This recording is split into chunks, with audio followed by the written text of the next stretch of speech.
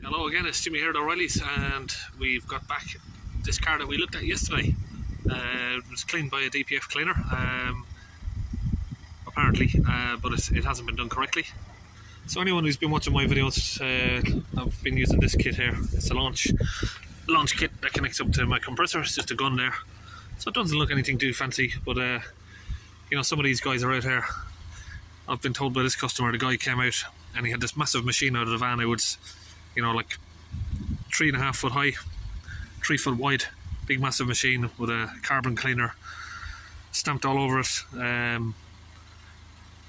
It's probably just a big massive machine with empty internals, to be honest, but those hydrogen carbon cleaning machines, I've not used one, but I very doubt that they work, and according to what's been done here, it hasn't worked.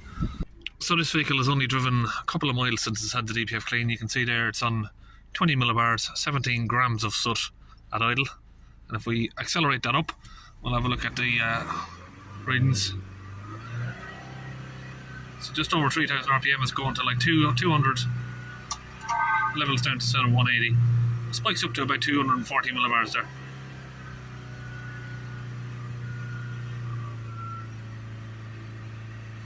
Sees down the revs.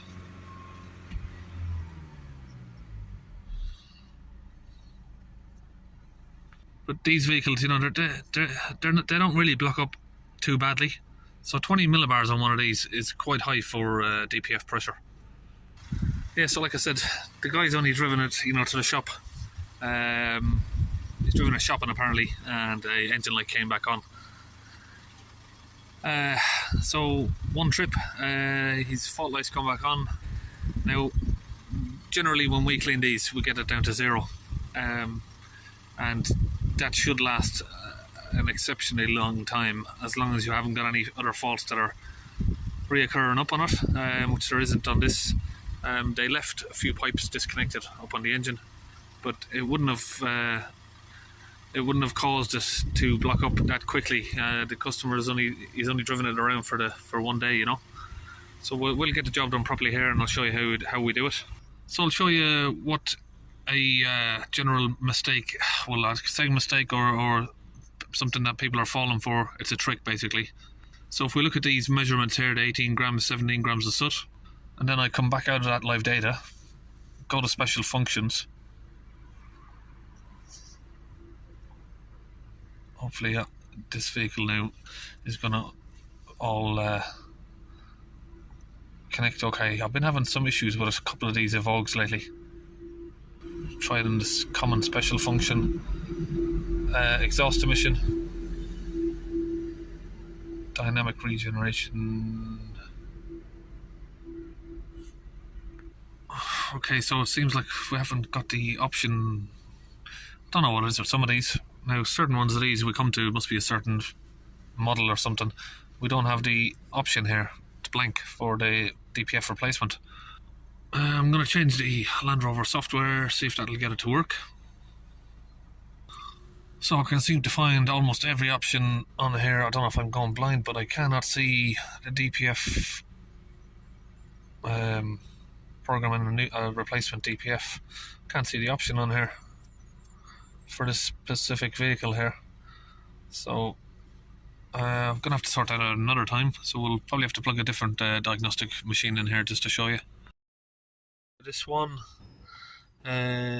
diesel particle filter replacement, got the option here. Press OK, turn the ignition off, turn it back on. Okay, so it says that was successful. Then we'll go back onto the live data again that we were looking at. So now you can see, without cleaning anything or doing anything, we have now got the DPF soot mass, everything's all down to 0 just by resetting it. Now, some people are doing this now. This customer has told me that this guy's done it now. It's not the first time I've heard this. He showed him this. Oh, look, your soot mass is on 0%. That percentage is just calculations, and you can reset it. But the problem is, what's happened here is that's been reset. So if I start the vehicle up now, what happens is, if the DPF is actually clean, over months upon months, you would gradually see these percentages come back up. But what's happened here is, in the space of one day, the guy's percentages of soot mass has increased back up to, I think it was, what was it, around 20% there. So the job just hasn't been done right. Now you can see there, just by idling the car for a minute, that the measured soot mass is coming back up. If we hold the revs up to 3000 RPM, so the guy's probably driven, never asked him exactly how long he's driven, but he said he drove around to the shops a couple of times for the day and the light came back on. So you can see there, basically, if we hold the revs there for a few minutes, that soot mass is just going to keep increasing. Once you go over 6%, your DPF then triggers off. It then triggers off the warning for the DPF regen. You can see there we're at 1% within a minute. 1 gram, sorry.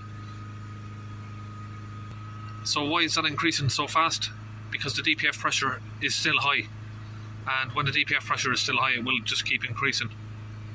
So basically there, what's going to happen is, within 50 miles, maybe 100 miles is your max, this is going to go up to a high level where it's going to trigger back off your warning, and you're going to be back to square one. So just beware of that.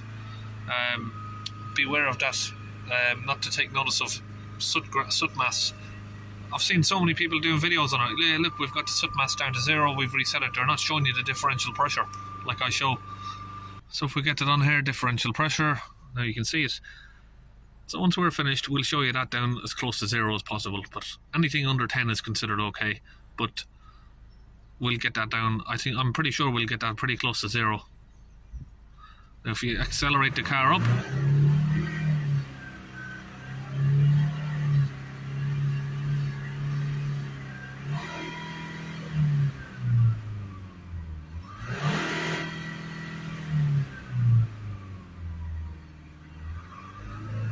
we try and hold it up around sort of 3000 RPM.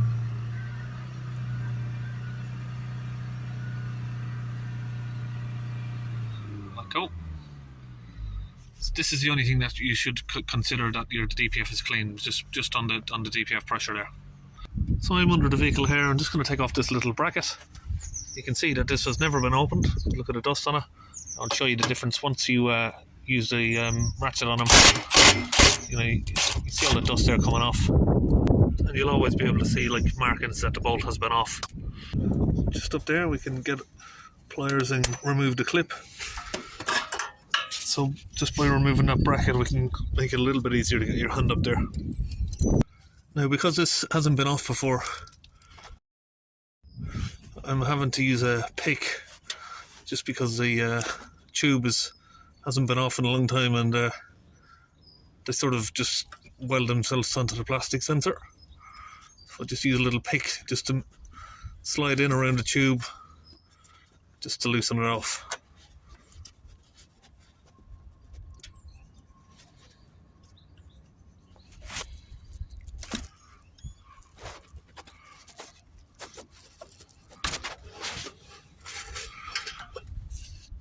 So we've got that disconnected.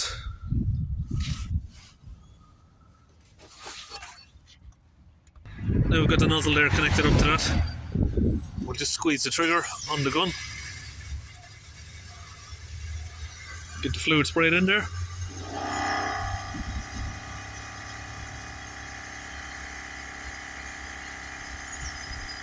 Okay, now we have the vehicle running, and we're going to do another little spray of the fluid while the engine's running.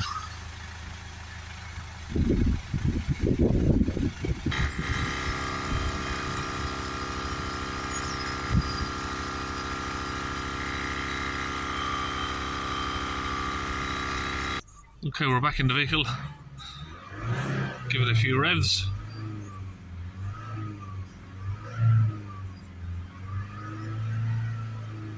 All the revs up around there somewhere. And we'll have a look at the pressure.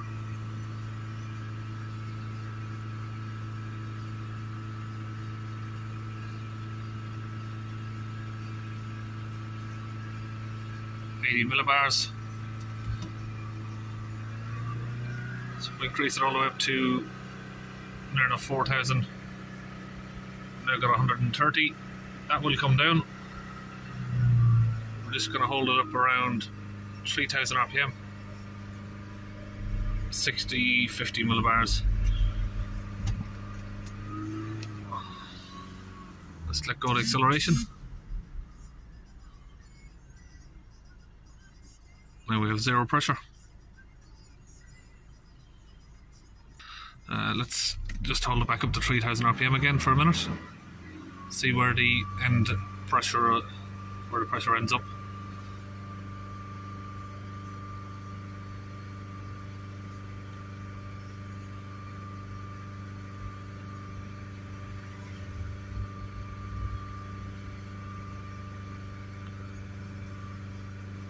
$40 millibars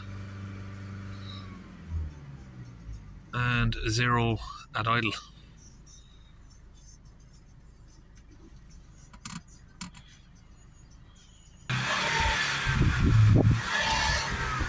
Get all that sort of smoke coming out. Now you can see nothing really has come on the floor here on this. Depending on the exhaust type, sometimes you can get all sorts of suds coming out, but most of them don't really leave a wet patch. So if we come back to this live data, now we look at this exhaust particle mass. Now instead of it increasing, we should see it decreasing because now the pressure is good.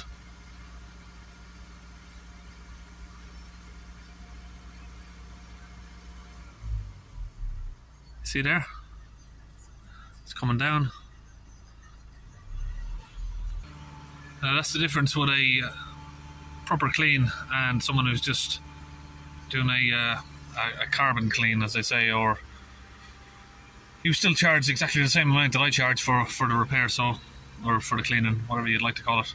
But you can see the difference when it's cleaned properly. You can see the grams of soot there, the filter is coming down. Instead of increasing while you're revving it, they're coming down. That's what should happen.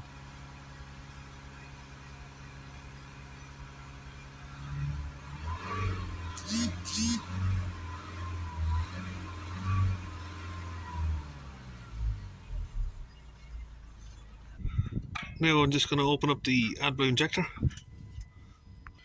We're just cleaning off the nozzle here for the AdBlue. This is what can trigger off the fault for the DPF there.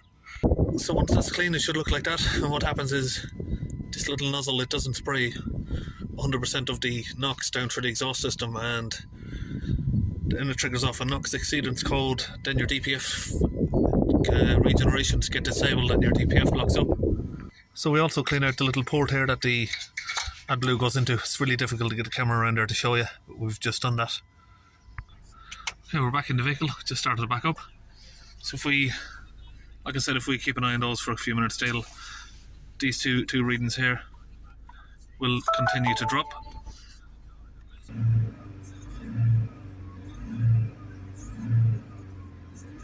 Give it a few revs up and down.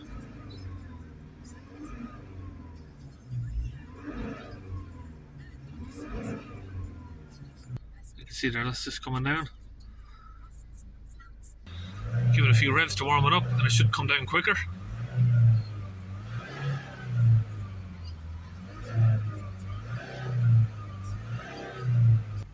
So you can see there now that's coming down. And we're not on regen or anything. You can see there that this is just live data. It's coming down to 0%, like it'll come down close to it.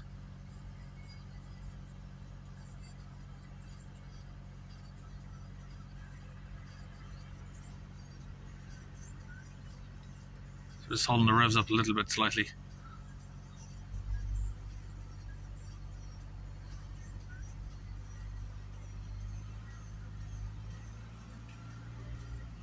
Let go of the revs there. That's it. You'll see that's coming down. That will come down almost to zero. Okay, so that is basically it. It's all done. That's the job done properly. So just to make the point clear in this video, what I'm pointing at is, look at your soot mass. You should see it decreasing, not just resetting it by the computer. And look at the live data. Make sure the millibars of pressure is coming down low enough. You want to see it under 10 at idle, under 80 at 3000 RPM. You can say maximum of 100, but ideally 3000 RPM you should see sort of 50 millibars. Idle you should see around 5 or 6 millibars. Now we'll get all of this packed up and we'll see you on our next video. I suppose I better add, otherwise I'll get asked the questions. That's the cleaning fluid I'm using, Launch UK cleaning fluid. That's the Launch UK gun, it's onto a Milwaukee compressor. I'm using a Launch Eurotab 3 diagnostic scan tool there, and I've got a secondary autel just as a backup. One tool never does all vehicles, remember that. You're always going to need 2 or 3 different types. So that's it for definite this time. See you in our next video.